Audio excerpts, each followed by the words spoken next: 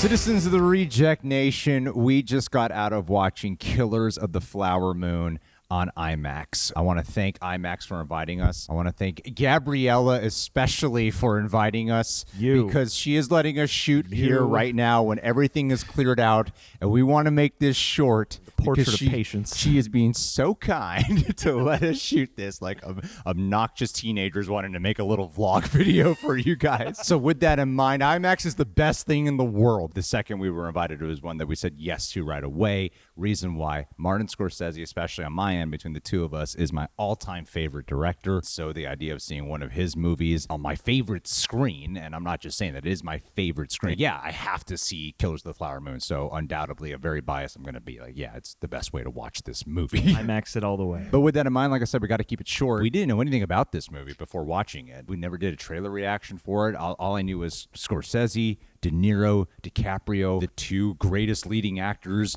my favorite director has done multiple films with, and now he's going to be directing them in the same movie. Have to go see it. And apparently this is based on a true story. One of the greatest things I can say about it is it feels that way. It feels true. Like the entire time out of a 3.5 hour experience, it just rings authentic. It never, ever delves into a Hollywood, even when you think it's gonna go like a Hollywood trope, it never goes to the Hollywood trope you think it's gonna go to. This is not a Christopher Nolan period piece. No, there's nothing that feels fantastical about it, you know? No, it very much feels like a fly on the wall. It has almost like a documentary type quality. If you've ever seen like a Ken Burns, American history, it has that kind of aura.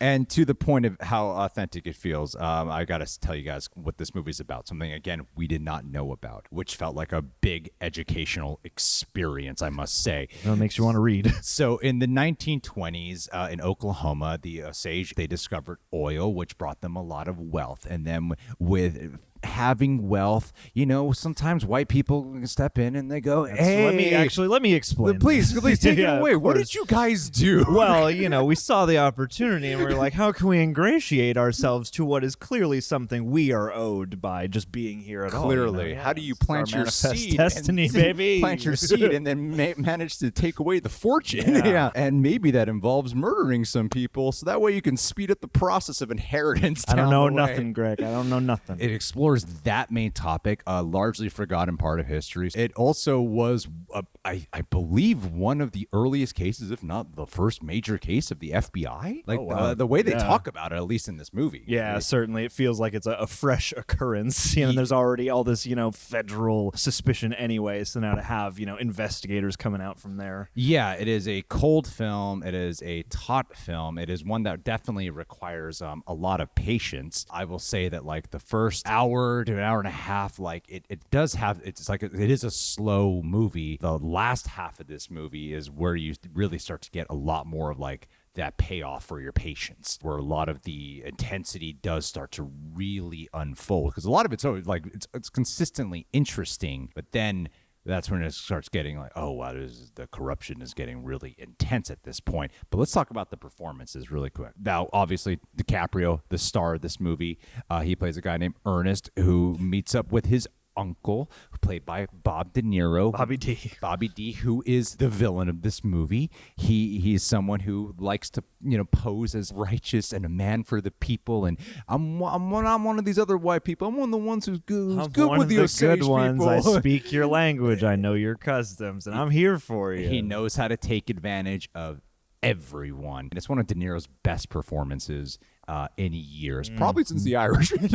And him and DiCaprio do play off each other really well. It's a really twisted type of, because it's his uncle, but it's more of a father-son dynamic. Yeah, absolutely. And it's something that grows and ebbs and flows throughout. So it's something that's going to really give you the weight of that clash that you want between these two heavyweights. And then you got Leonardo Dicaprio playing, I think, his third southern drunk bumbling idiot.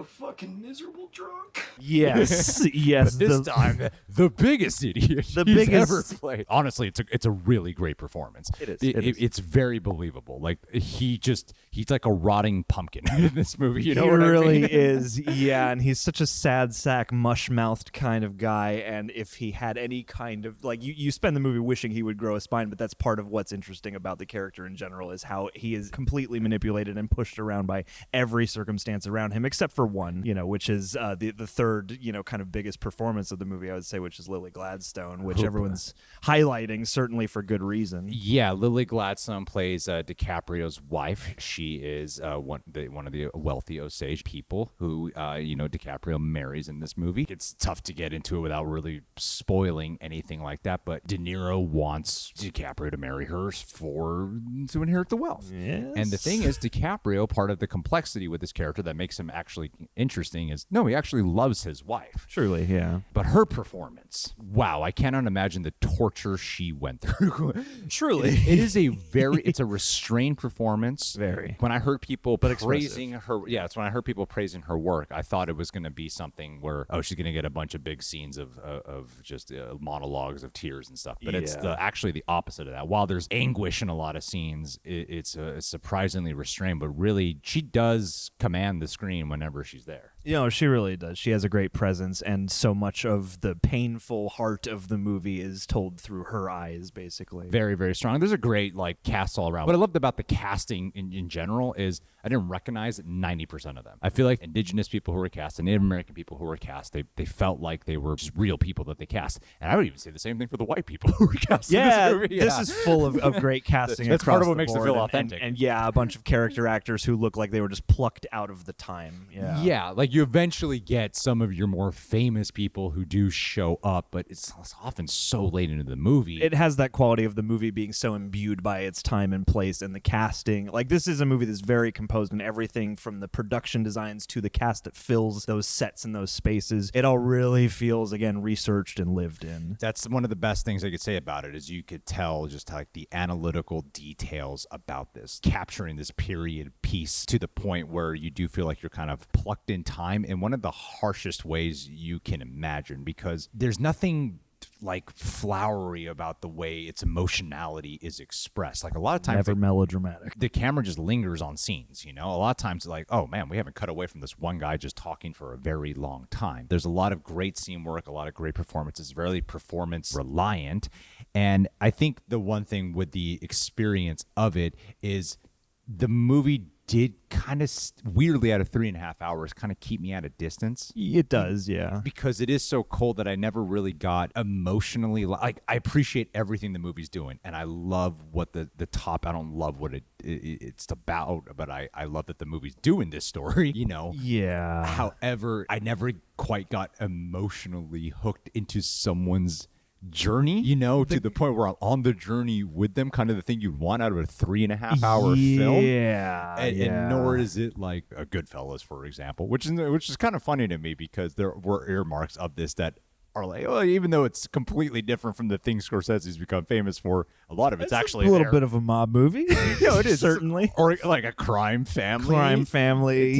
Just circa the Old West. But a lot of that crime organization made man stuff. It's the way how he did Irishman, which was a mob movie that it felt very meditative. This is kind of like that with a more of a period piece slant and kind of a dark, dramatic Western flair to it. That neo-Western sort of noir kind of thing. Yeah, as it has that like percolating drum bass beat throughout. I really liked the music in this. I thought it was nicely kind of a blend of things that would come after, but things that are also very rooted in native music. Yes, it shines a great light on the horrible atrocities that went down, and it is an important story to tell. You could feel how important this story is. You could feel the fervor behind the filmmaking and the writing behind it as well. And while the dialogue does feel very true, at the same time, I could definitely feel the movie's runtime. And while I think the last half is way more engaging than the first half, I still was never quite as emotionally pulled in a way that was beyond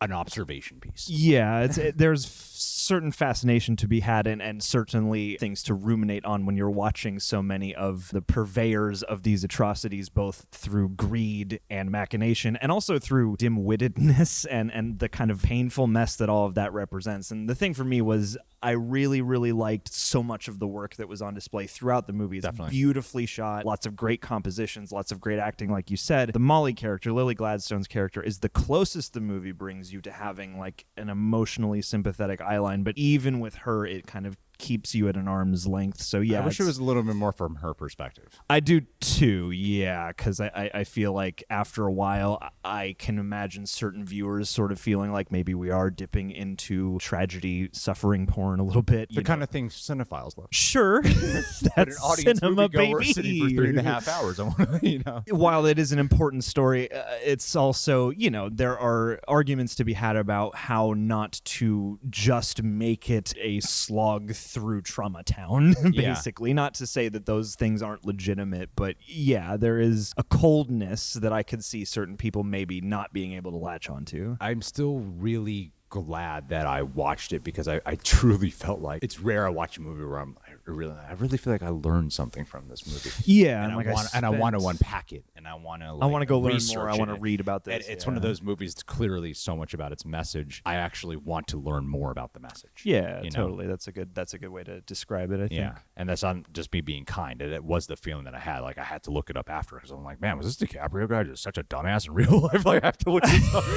It does sort of reminded me of The Master in that kind of way, where you have this protagonist who you're like, is this guy going on an arc or a journey, or is he just kind of bumbling his way and just being direct? Is he just a true pawn in this horrible, horrible game that, has so many different touchstones in American history? From a technical filmmaking standpoint, I would give it like a 9 out of 10. From just a movie going experience, I would probably honestly just give it like a 7 out of 10. Yeah, we're probably in agreement. Yeah. Like there's so much to appreciate, but if you're really going to be swept up in the movie, that's kind of, that'll vary. Yeah, that definitely varies. I heard some people walking out who really loved it, and I heard some others who were like, eh. Yeah, and I'm more like, no, I got like 2 feelings about it, and those are my 2 feelings. Guys, leave your thoughts down below of what your favorite Scorsese film is. Thank you to IMAX again. We got to get out of here. About to pull us out with the big thank you long guys cane. for listening to us talk.